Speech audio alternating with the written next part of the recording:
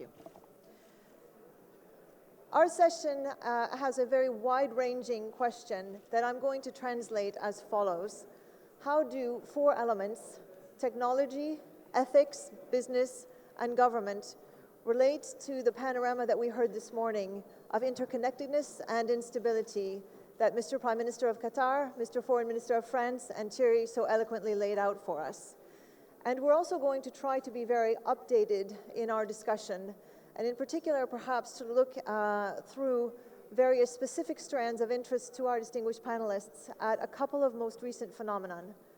One is how ethics and technology are catalysts for positive and negative, and how, in fact, as was mentioned this morning, no physical walls and no sovereign boundaries or institutional boundaries will protect us from the negative. And also an increasing destabilization or disruption of classic ideas of regulation.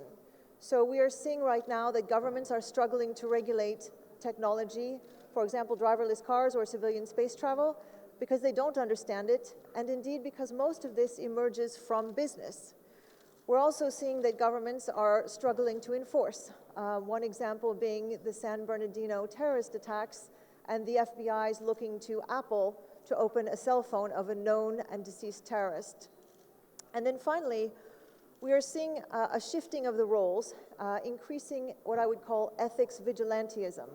So Edward Snowden may be the poster child for this phenomenon, but there have been many hackers and hacking groups who are out there exposing databases and otherwise disrupting corporations because they feel that there is unethical behavior going on and government is not regulating properly.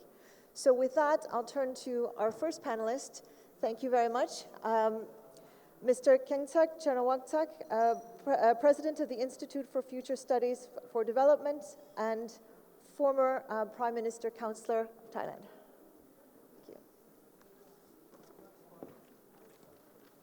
Thank you very much, Susan. Greetings to all my fellow panelists, distinguished guests, ladies and gentlemen. I'm very happy to be here in this conference being organized with the tremendous goodwill behind. Let me say briefly my view on ethics and government and business relation as being stipulated for me to speak today. I have a key concept would like to advocate here, that is, should I call the new social contract. Basically, the old paradigm would be government have largely the responsibility for the society as a whole, and others take part, like the civil society would take action to remedies some of the social ills and problems that is there. And the business, usually in its own way, think of the context of production of goods and services as a contribution to society, rather than a clear role in working together for societal well-being. My new paradigm that I would like to advocate here would be all the public, private, and people sector collaborate fully to take charge of social well-being. That means we have to get away from the concept of thinking of the public sector alone, of the government who lead the public sector, to be the sole responsible entity for social well-being. We can get away also from the ideas of thinking that other sectors may not have the responsibility at all, nor have some partial responsibility and not complete. And also to get away from the ideas of thinking that the business community, for example, or the civic society, have just additional responsibility compared to what they already have. Or even go further to think of thinking the business community having optional responsibility, they can choose whether to be involved or not. My advocacy would be, Let's think of joint responsibility that the public sector, the private sector, and the civic sector have joint responsibility together. And how does it look like in integrating this responsibility of this joint responsibility? May I call them integrated collaboration? Obviously, some may have primary role in doing so. Others may have secondary role, depends on issues. Some may take senior partnership in the effort. Others may take more junior partnership. Depends again on the issues. But if we can see the three sectors coming together, we may see a more complete picture rather than just business and government relation alone. Each sector has its own strengths and weaknesses. In my opinion, for example, the state sector, the public sector, leading by the government, would usually have legal power, staffs that are well-equipped and paid for, civil servants or public servants at their command, budget allocated to them, and legitimacy being given the right to govern. Whereas the business sector would have deficiencies in management and execution, and usually high-quality staff, highly motivated because being well-paid. Whereas the civic sectors usually would have flexibility in its approach, an ideological concern, including the proximity to the society and the problem of the society, including many social ills. My point would be how to bring the three sectors together in this collaboration of relationship will help solve a lot of problems in ethics. Ethical relationship, how do we define them? Let me advocate a key concept called integrity. Integrity comes from the Latin word that gives you the idea of the wording like the wholeness or integral wholeness. What I'm trying to say is that government, people sector, and private sectors, if we have ethical standard in our relationship, would be setting of integrity, which would include responsibilities they take in things that they think, they craft out policy, they take action, and consequences that come with it. It requires dedication of what their role they have, determination, perseverance, diligence. Governments usually need to be careful when they deal with relationship to other sectors. When they set policy, they may have the legitimacy of governing right to do so, but there's a lot of implication always. Implication to the business community in particular. When you set policy, you harm some, you help some, with or without knowing. And by doing so, even it's not their fault. Government would have the role to have integrity to compensate those who are worse off by policy that are adversing to them. My ideas of integrity go further than just responsibilities. It would have to be also meritocracy. Basically, in our relationship in politics, and I'm used to be in all the tri-sectors, both as politician myself, in my past life, as well as in business community, leading one of the largest corporations in my country. Let me suggest this. Often, there is a lot of, may I call, conducive relationship between business and the public sector so that they help one another in their work. Meritocracy would call for openness, call for proper conduct. We are used to wording like cronyism, nepotism, many words of that kind. And in many societies, patient and client relationship that comes with it in governance.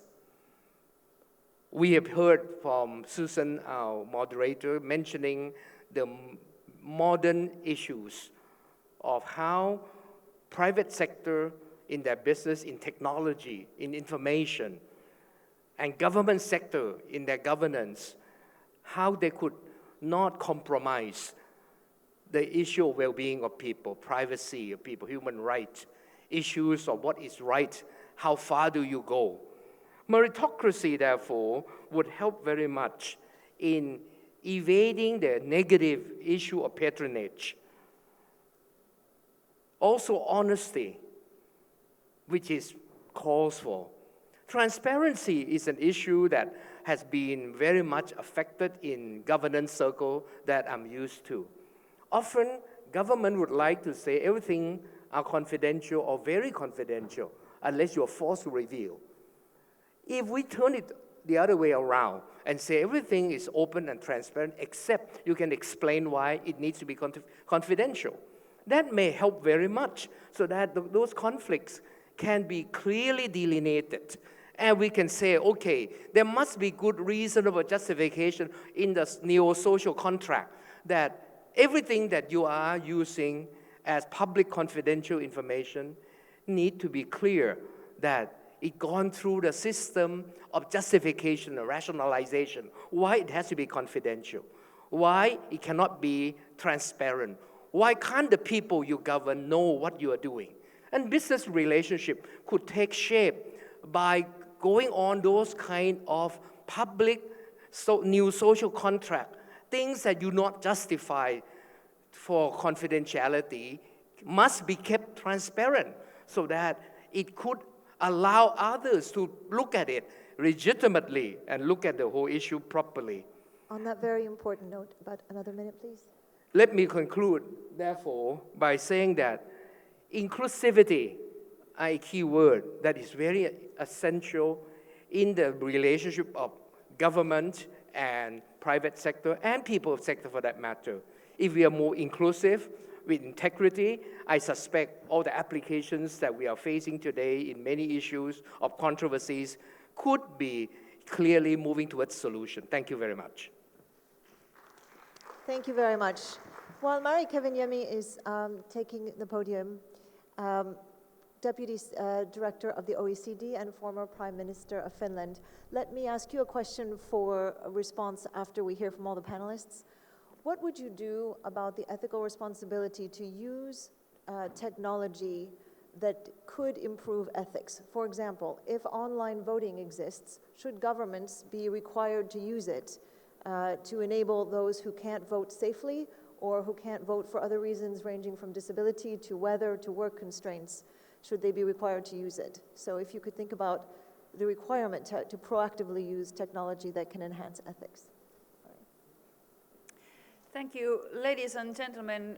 Good morning or afternoon to all of you, and I'm happy to be here participating in this World Policy Conference, Doha, today. And thank you very much for the invitation. This gives for the OECD a very good opportunity to share with you the work of our organization in this field. And today, more than ever before, technology is changing our economy, our business, and our societies. And when it comes to government-business relations, it is impacting our tax systems and the global value chain in which responsible business conduct by companies play an increasingly important role. And today I would like to add to our discussion by presenting the OECD's work in relation to the challenges and opportunities which are created by technological change in two areas. First, I will outline OECD work on tackling tax evasion and tax avoidance, and secondly, on responsible business conduct. So let me start by focusing on our work on tax. Technology is, as I said, profoundly changing our lives and is also having a crucial impact on our tax systems. In our new digital and globalized world, with technology allowing us to move assets and capital at the click of a finger, the tax challenges are immense. The ease with which individuals can evade taxes by shifting profits offshore has been simplified, and as a result, multinational businesses can move their most valuable assets to offshore low or no tax centers where there isn't any real value creation happening.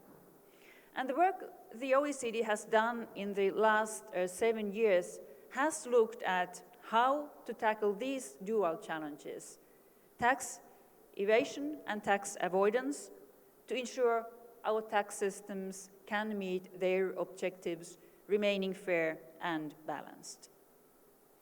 Specifically, OECD's base erosion and profit shifting project, which today has 86 countries and jurisdictions participating as members on an equal footing, looked at the artificial separation that was occurring between the place where profits were located, often in no or low tax centers, and the place where the real underlying economic activity was happening.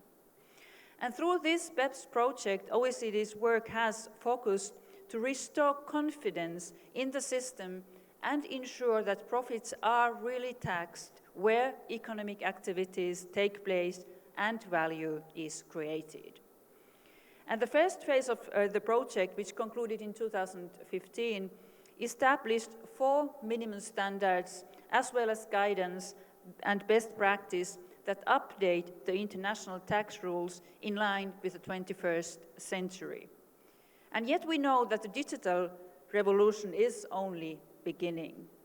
So we have also agreed to continue to monitor the impact of BEPS and developments in the taxation of the digital economy through our task force on the digital economy until at least 2020. And I really want to underline the importance of implementation of this work. So it really has to be implemented by all the countries which are participating, and also the implementation process has to be monitored, and in order to have a look if changes are needed, and is it really working in a way what we wanted, because we want the multinationals that they pay their taxes and they go to the right address.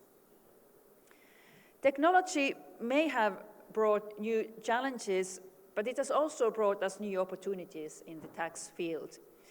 Increasingly, policymakers and tax administrations are drawing on technology to improve the effectiveness and efficiency of their work.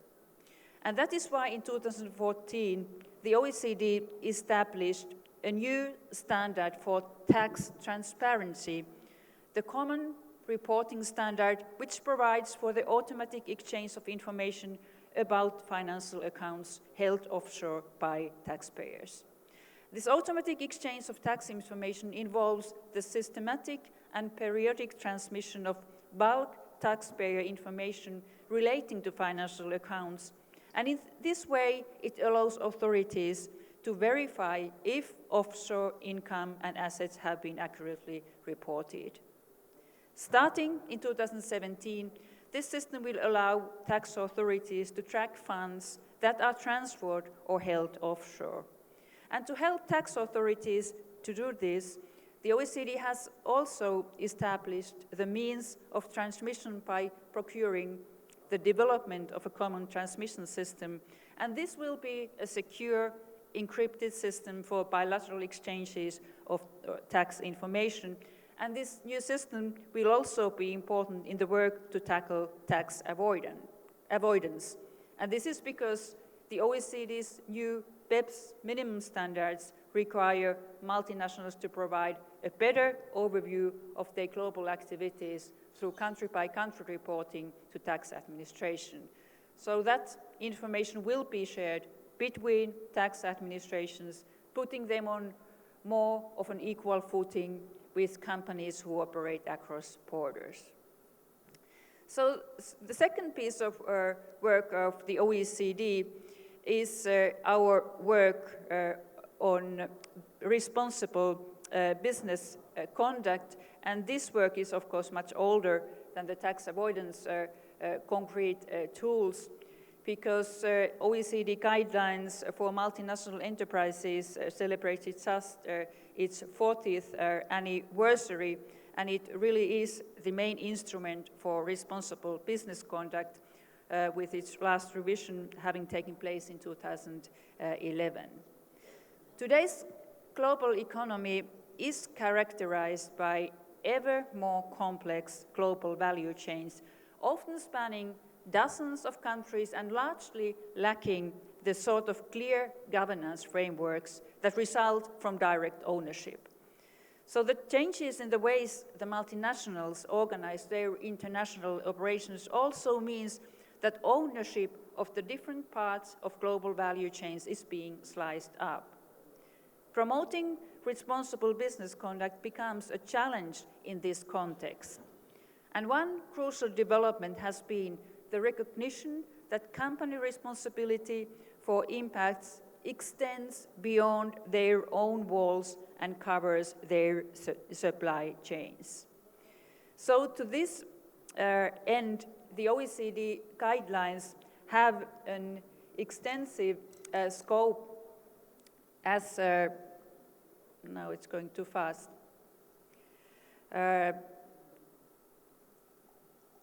No, I think now there are a couple of slides missing.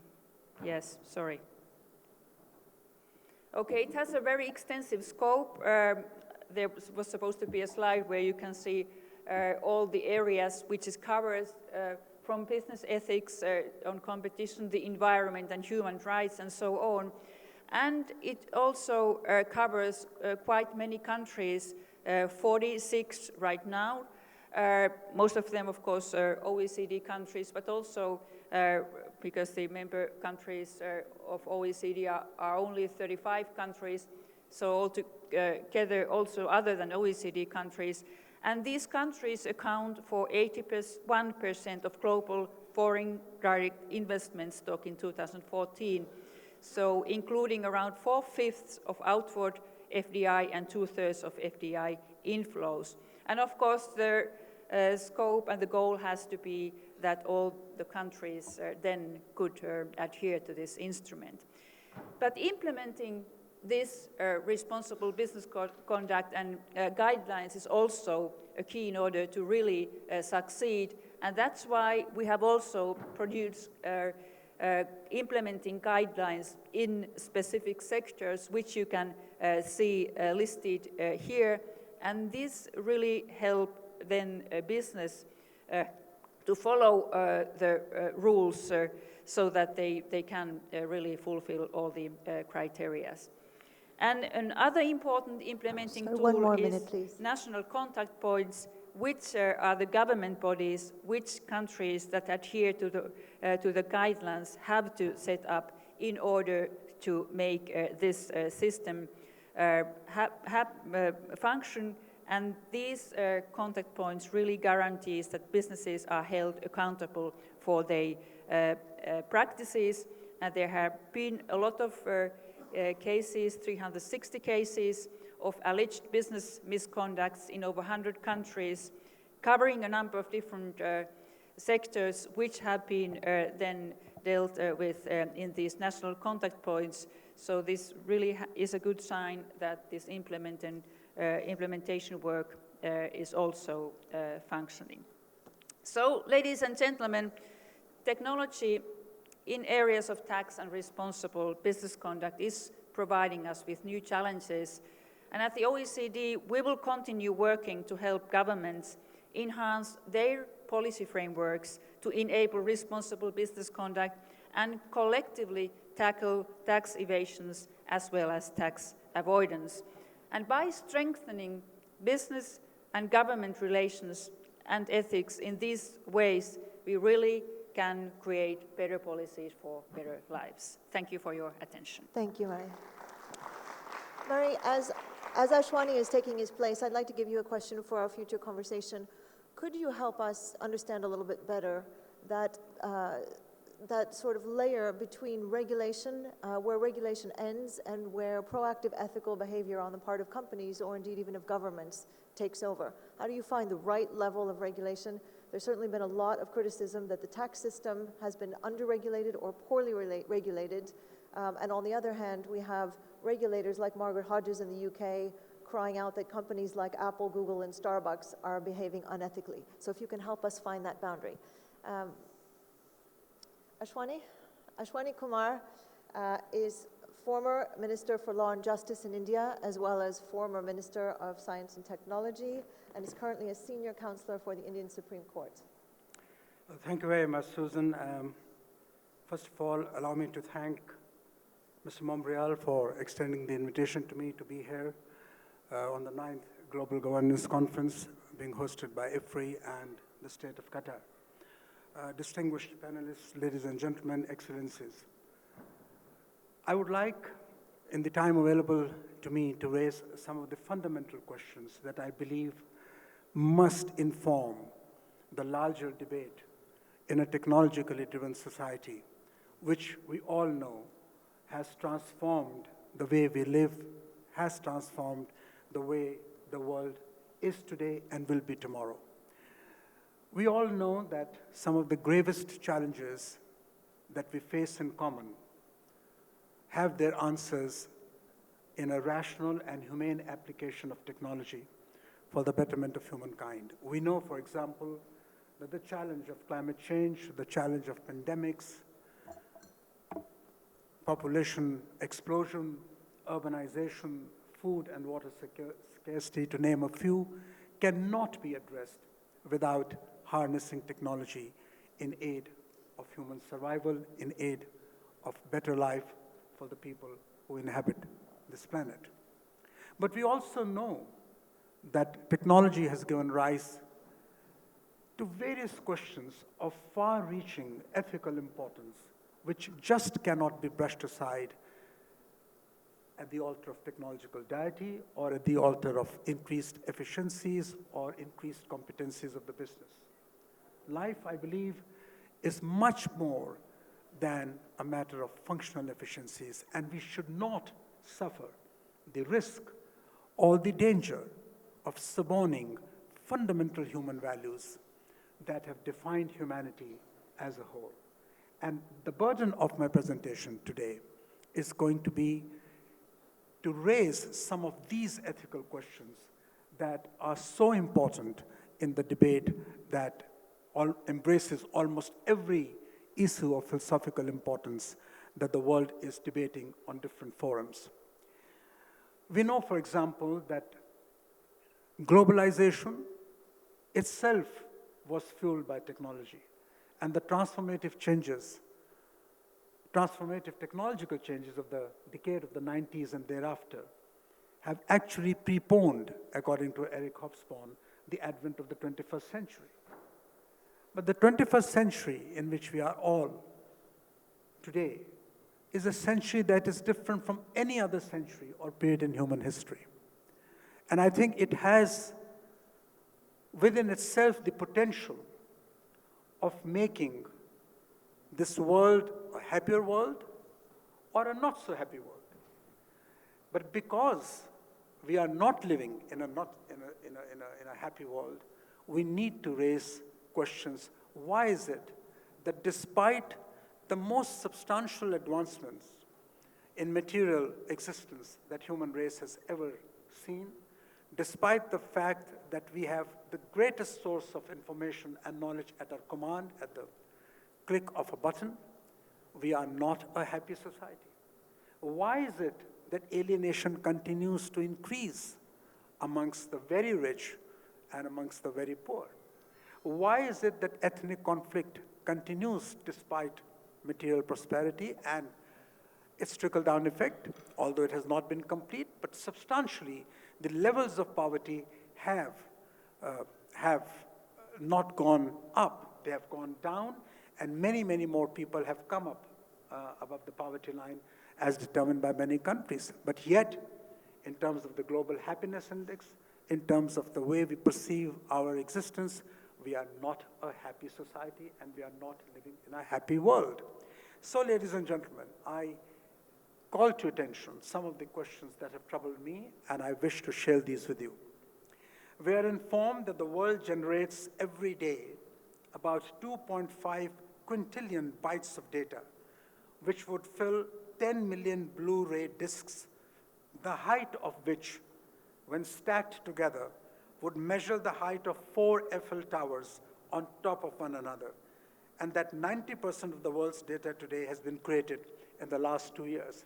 And yet, only 0.5% of this information is analyzed in a meaningful way. Imagine then the potential threat from this storehouse of information to privacy rights of individuals.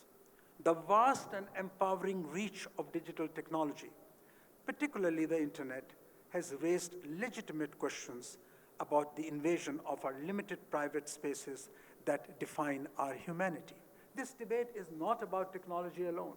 And in this debate, I do not intend to pit technology as an adversary to humanity. But I do want to raise the fundamental questions of, are we a more humane society just because we are a technologically driven society?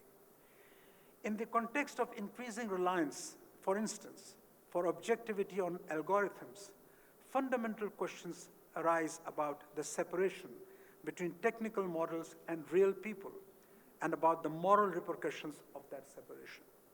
Can we at all forget that in the ultimate analysis, the algorithms that power the data economy are based on choices that are made by fallible human beings? Can we deny that algorithms could encode human prejudice and misunderstanding into automatic systems that are supposed to direct our daily existence? The ultimate ethical question that challenges us is whether digital technology will complement or replace human capabilities, reducing in the process not only millions of jobs and economic security that go with them, but also impacting the human side of our existence. Can we allow human experience to be substituted by technology alone? Is it not true that the choices we make about the deployment of the morally neutral technology itself involve moral choices and value judgments? A lot is said about the relevance of objectivity, and I do not dispute that as a principle for a moment. But I know that most fundamental decisions in life that we make, either in our personal lives or even in the conduct of societies and in the direction that nations take, are ultimately value judgments which are subjective in nature. Between a plethora of choices, you finally zero in on one or two. And these do involve value judgments, which are in turn informed by wisdom of the sages, by the wisdom of the ages, and by the wisdom that we get from experience in interaction amongst fellow human beings. So therefore, I fear that we might reach a stage when all arguments in favor of efficiencies that technology does bring with it could question the more fundamental human values. And if that were to happen, we would be living in an impoverished world, in an emotionally impoverished society. It is clear that the debate about ethical aspects of a technology-driven society must occupy, therefore, center stage in all our deliberations, so that if it comes to a choice, the essential humanitarian morality is not sacrificed at the altar of the deity of technology. It is clear that the concept of good life and human flourishing cannot be achieved by brushing aside the profoundly ethical questions that concern human dignity, particularly because despite the great advancement in technology, we are not a happy society. Income inequalities have alienated a large segment of the global population. And I recall the words of Robert Kennedy, who reminded us that the gross national product does not measure the health of our children, the beauty of our courage, our wisdom, or our compassion. It measures everything in short, except that which makes life worthwhile. Indeed, the technological society compels the question, what should be the idea of an ideal life? And these are questions that technology cannot give to us. These are questions that we can find only by reflecting ourselves and meditating from within what is the ideal state of life to which all of us as human beings must aspire. In the realm of government-business relations, we find an increasing tendency of an inter-se distrust between government and business. There is also a visible and perceptible disconnect between people and their elected representatives. And in almost every jurisdiction, this disconnect is becoming increasingly pronounced.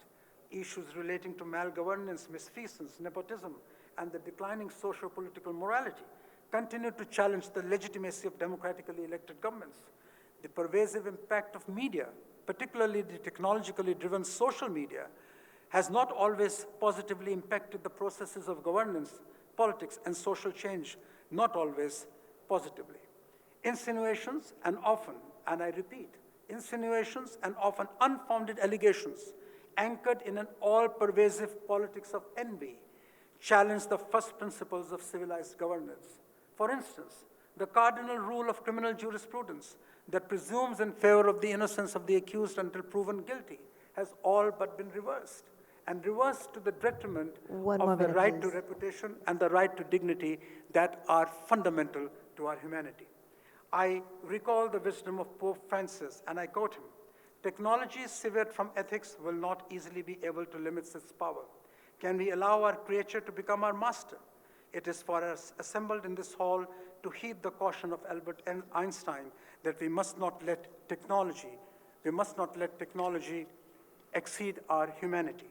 Ladies and gentlemen, I'm reminded of what my former Prime Minister once told me. He said, "If we have integrity, then nothing else matters. If we don't have integrity, then also nothing else matters." The questions posed above are not intended to put technology in an adversarial relationship to humanity. They only underscore the historical truth that it is men and women in flesh and blood who have directed the course of social evolution in the image of their own wisdom. And that is why our search for the answers that we need to find must continue. And that is why, when Goethe reminded us, we must proclaim from time to time what we believe in and condemn what we disagree with. Those have been the inspiring words that have prompted me to say what I've said. And finally, ladies and gentlemen, in this quest for answers which are fundamental to the quality of life, we alone assembled in this gathering must ask ourselves, are we on the right direction in asking those questions? And are we going to find the answers? Therefore, I ask, indeed, if it is not us, who will ask these questions? If not now, when? I thank you for your attention, ladies and gentlemen. Thank you very much, Ashwani. For our conversation after Bruno's intervention, could you please look at this broader question of the borders of humanity and how technology may or may not be challenging the ethics, and talk to us a little bit more about how you would advise heads of state who are now having to make decisions on behalf of their people, taking into consideration this risk of technology and ethics, and also legal systems. What can legal systems do to make sure that, as you pointed out earlier in your talk, the most fundamental principles of humanity continue to be respected, notwithstanding technology? Bruno. So, Bruno Lafont, co-chairman of the board of directors of LafargeHolcim. Thank you, Bruno. So thank you very much for the invitation. I'll try to be brief and to take the focus on the companies, and then to try to give you some examples about cooperation between governments and companies, and link that with the topic of ethics and also the topic of technologies. So, and I think we need to be very practical. I will not talk about the relation between governments and companies about the day-to-day life. I want to focus on the 2 or 3 global transformations which are happening. So everyone talked about globalization. There is another thing which is happening, which is climate change, which is an enormous transformation. The third one is urbanization. Urbanization will be an enormous change in the world in the coming years, and especially in new countries or in new growing countries. And the last point is digitalization. So thanks, I think those big challenges the cooperation between governments and companies, at least large companies, has improved in the last 3 to 5 years. I will just give you one example. At Copenhagen, it was in 2008, the companies had no right to enter, you know, the debate place. They were localized 80 kilometers away from the negotiators. In Paris, they were 80 meters from the negotiators. So as close to the negotiators as to the NGOs. And what this contributed was the fact that the Paris Agreement mentioned the carbon pricing as one of the very good ways to accelerate the change relative to climate change and how to get this temperature increase less than 2%. And that is engaging a dynamic which has been created by 200, 300, 400 motivated large international companies which were listened, and not only once, but at several occasions during the process. And that has continued until Marrakesh, where I was last week, and we see that companies are there. Why? Because the transformation is something which is not simple, and I'm talking about the economical transformation or the transformation which have an economical impact. Why? Because in general, companies will play a very important role for the execution of the transformation. It was true for globalization. It is true for climate change. Without companies, there will be no technologies. There will be no new ways to build buildings, no new ways to invent the new car of the future, and so on. So that requires a lot of cooperation between governments and companies, and that is happening. That doesn't mean that everything is going well, and that doesn't mean that everything cannot be improved. Many things can be improved. I will give you several examples. Relative to urbanization, I think, and that is a question of governance, we should think about the way to simplify some organizations, some state organizations.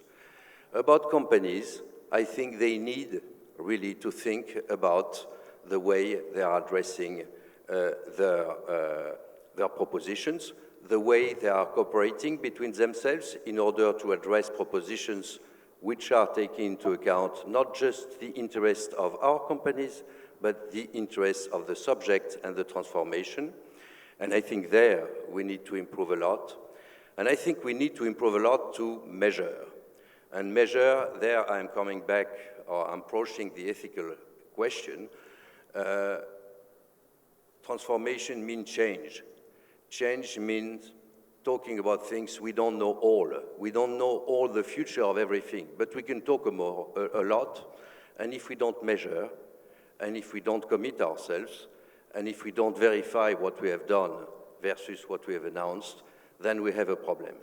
And I think the responsibility of companies, like the responsibility of governments, and that is another example of the Paris Agreement, starts with announcing commitments and also announcing the way on how we will measure. And there, since I see an improvement possible in the cooperation between states and companies, I think there are some dangers. And one of the dangers is that people, very often they are represented by NGOs, can say or can think that states and governments and companies are working together at the cost of the people. And that may explain some of the discussions we had before about some elections, but it's true that if we want to achieve those transformations, to create wealth as companies, and to fulfill a vision as a government, as a country, we need also to measure and to make sure that nobody is left aside, without job, without understanding the new technology, without understanding the future. And there, I will not enter the discussion, are the companies, missions to create just profit or more? I think they need to do more if they want to achieve profit. and they need to measure better. There is one interesting topic which is not very often spoken about, which is the common interest, the general interest. Are we all working towards a general interest? That's nice to talk. The question is how to measure our contribution to the general interest. How a company can produce a type of P&L or balance sheet showing not just what the profits and cash flows of the companies are, but the contribution in value of what a company does for the society, and not just for the society very close to it, but in more general terms. We have started in the World Business Council for Sustainable Development to talk about it. We call this redefining value, and I think it has a lot of merits, because if we are successful by doing that, I think we will be more transparent, we will be more responsible, we'll get new ideas, and we'll have also get new avenues, and also we accept to be under the scrutiny of the general opinion, the public opinion, and also on the scrutiny of the governments. And that is maybe a new way to practice ethics, and ethics not just being compliant to the rules, which is of course the basic, but also to contribute something to the society. Thank you very much. Thank you very much, Bruno. Bruno, if you could please think about what the next 2 or 3 priorities, if you could articulate, you would like to see in terms of the cooperation that you mentioned early in your talk between business and government to pursue the general interest. I've been very unfair to you all because I've asked you complicated questions, and I'm only going to give you about a minute or 2 to answer them. So can we please start here? Let me try to be very brief. In your question about voting machine, technological voting, I think provided we can take care of the followings, I would be very much in favor of efficiency in voting. These are the key hiccups that I'm worried about. Number 1, would there be rigging of the results by powerful authoritarian regime that behind, able to go and work with some computer visit and then rig the results in a very savvy way that no one can know about? That would be 1. Number 2, privacy of voting, could it be easily violated? When you vote by machine, people could keep your information, no matter what you say, it's secure, but it's still, Snowden show you it's not secure. So therefore, how could we get rid of the issue of privacy of our own vote? Third, are there due technological process being put on in the governance?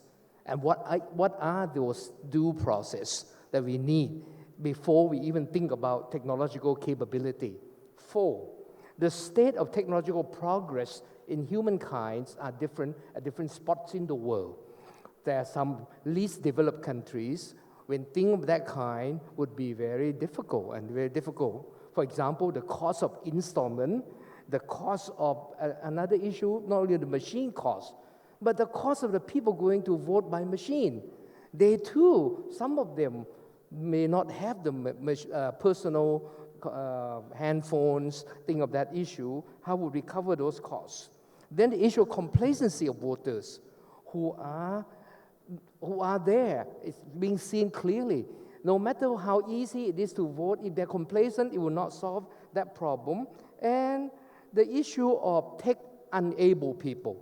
There are people who are not tech-savvy in this world today. And the social media cooperation with the big politicians, they could easily steer the direction of voting. Those are some of the issues that I'm worried about. Therefore, let me conclude by saying, as I said in my speech, that if you have integrity, then it will supersede all the technological machinery that we have. It's the issue of integrity of all sides, politicians, voters, and those who are being voted.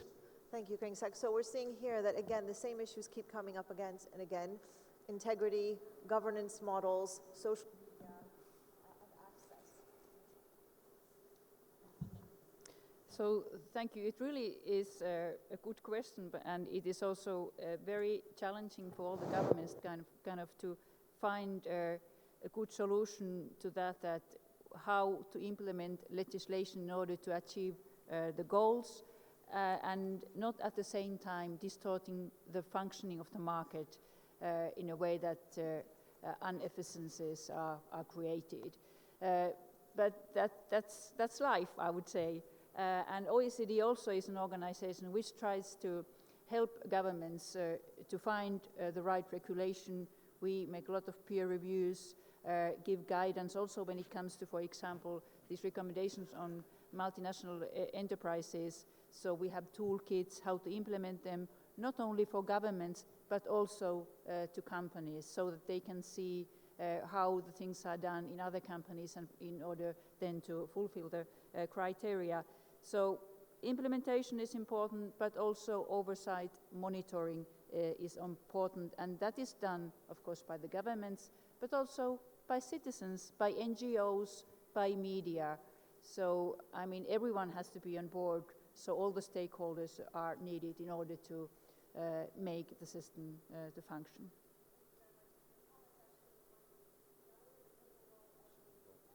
Yep, micro. Your comments remind me not only of the pivotal role of the OECD, but also of Mr. Prime Minister of Qatar's comments this morning, at least the English translation of which were the need to shoulder the responsibility for legal and ethical. So, Ashwani. Susan, you asked me a difficult question. What would I advise the head of states to introduce the element of ethics and what they do? Let me start by answering you, and this statement is rooted in my perception of ethics in democratic politics. The only justification for the pursuit of power, which rests on the faith of the people, is to strive to establish societies that are seen to be fair, just, promotive of equality and inclusion. The only ethical standard on the basis of which you can measure the exercise of power as a rightful exercise or a wrongful exercise thereof is the extent to which the exercise of power has helped to create a fair and a just society. Again, a question of ethics. And the question of the morality of power is ultimately a question of the ethics of power. And I dare say that all democratically elected governments, sooner or later, face this test, whether in the perception of the people on whose faith and trust governments come into being, governments have been able to discharge and vindicate their burden. There is no shortcut to it. The morality of power depends upon the ends to which it is applied, and this is an ethical question. This will be my advice to all heads of government and all people who exercise power. Please promote a just and fair society. Now, without political stability, which again is a function of the policies that governments pursue, you cannot establish a fair and just society. If the policies pursued by people in government and power are not inclusive, they lead to alienation, they lead to division, they lead to xenophobic urges, quite clearly those leaders would lose the trust of the people. Thank you, Ashwani. Bruno, and then we'll open up the conversation with all of you. Sorry. Please, Bruno. Yes. So on the question of if you could name the next priorities of cooperation between business and government. Okay, my priorities, I think I talked about them clearly. I think commitment and measurement is by countries and by companies is very clear. Redefining values for companies is very important. There are more practical ways also to be more efficient on those transformations is to align public bodies together. I have not mentioned that, but to tell you the truth, if the UN FCCC, the Organization of the UN for Climate, could be working along with WTO on those carbon pricing issues quickly, I think it would improve and accelerate very well. And so there is a need for different silos to work together, and there is a need for governments to start to test their new measurements on climate, for example, about public procurement. I think public procurement is a very practical way to start transforming our cities, to transforming, the way we live, and the companies will produce also. Thank you, Bruno. We welcome questions and comments from all of you, and if you'd like to direct your question to any particular panelist, please do let us know. Yes, please. Thank you, Susan. I'm from Japan, and I'm former Vice Minister for International Affairs of Ministry of Economy and Trade and Industry. So I have the question to the Ms. Kiviniemi, the Deputy Secretary of OECD.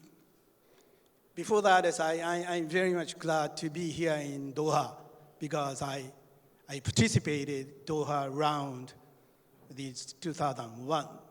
And since, even though we couldn't accomplish all the result yet, at that time, during that period, the WTO, we worked to create ITA, so-called trade in e-commerce, to enforce all the trade of e-commerce be without tariff, zero tariff level, in order to spur the trade through such kind of digital, the internet-based, the communication-based, the trade.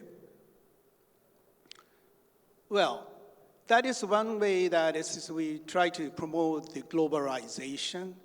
But now, OECD is very much, concentrating on the BEPS and all that kind of the tax issue. And I think that is really the right way to go through in the consideration of all the ethics and so on. But I have two questions. One thing is, you said it's about 20 countries. And I'm impressed very much the BEPS is discussed amongst global cooperation in the United States, mainly I think, but not so much in Japan.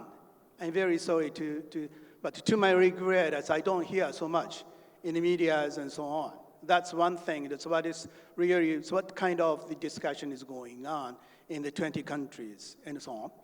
And the second issue is, as I said at the beginning, what do you analyze about e-commerce trade with zero tariff, and that is expanded still now? What kind of the relations, what kind of implication do you think about the taxation issue and tariff issue? Thank you very much. Thank you. We're quite short on time, so we're going to be brief with the answers and perhaps follow up with you after. Thank you for very good questions. And when it comes to this BEPS work, I have to say that we are very pleased at the OECD that so many countries have always committed and are ready to implement those guidelines. But as I said in the beginning, so more countries are needed. Of course, we want this instrument to be multilateral so that all the countries where multinational enterprises work, that they are on board. That would make this really a 100% efficient tool in order to make sure that taxes are paid and they go into the right address. But then when it comes to this e-commerce, so that is one of the issues on the agenda also of the WTO, and we are also at the OECD working in order to understand that world better, how it affects the global value chains. But the discussion going on right now, also at the OECD, is very worried about the direction of the globalization and protectionism, because so many countries have implemented new protectionist measures, not a huge one, but small ones.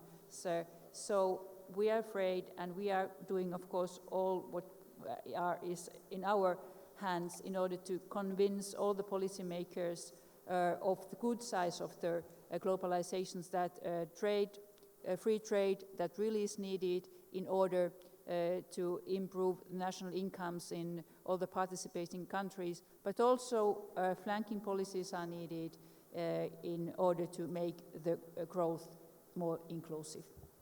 Thank you very much, Mari. I'm afraid, unfortunately, we're out of time. We'll take one more question, the distinguished gentleman in front, and we'll ask for a 16th answer. Please, sir.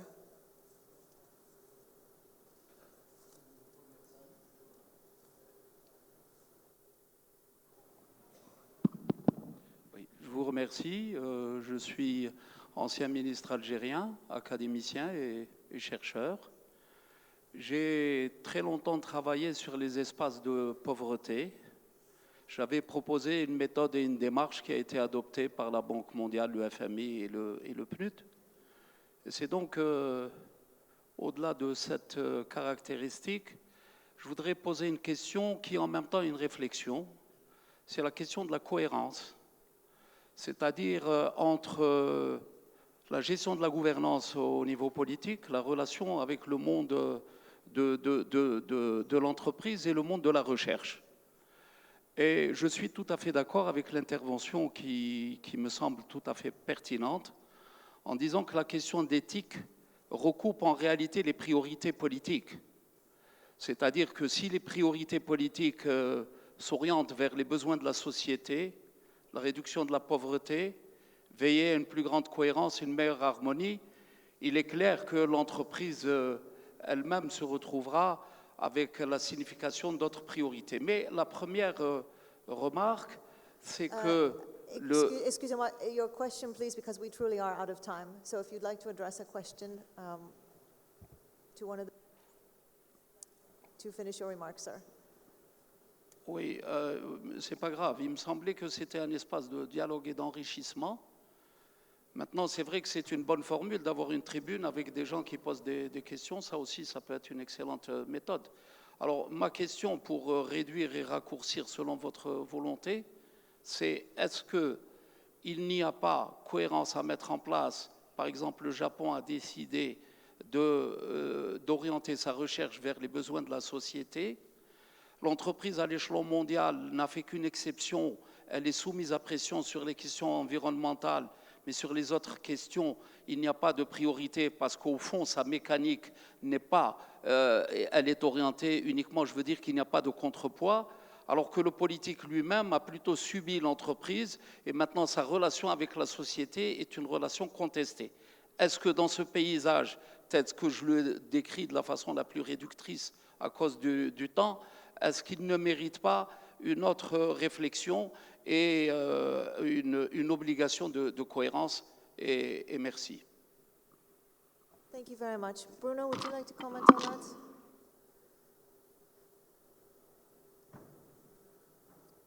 Je suis assez d'accord avec le commentaire qui a été fait. On recherche des cohérences toujours. Je parlais d'alignement tout à l'heure, mais c'est vrai que plus les États ont une vision, plus les entreprises savent se comporter, et plus les entreprises se comportent bien, et plus les États sont justifiés à travailler avec elles. Et donc, ce qu'il faut, c'est arriver à trouver le progrès continu, quoi, dans tous les domaines. Et c'est pour ça que je dis la mesure, la transparence, essayer une entreprise qui crée des emplois, une entreprise qui trouve des solutions, une entreprise qui s'occupe au segment du bottom of the pyramide, effectivement, ça fait partie des contributions qu'elle doit faire de plus en plus. Thank you very much. I'm afraid we truly are out of time. Please join me in thanking our distinguished panelists.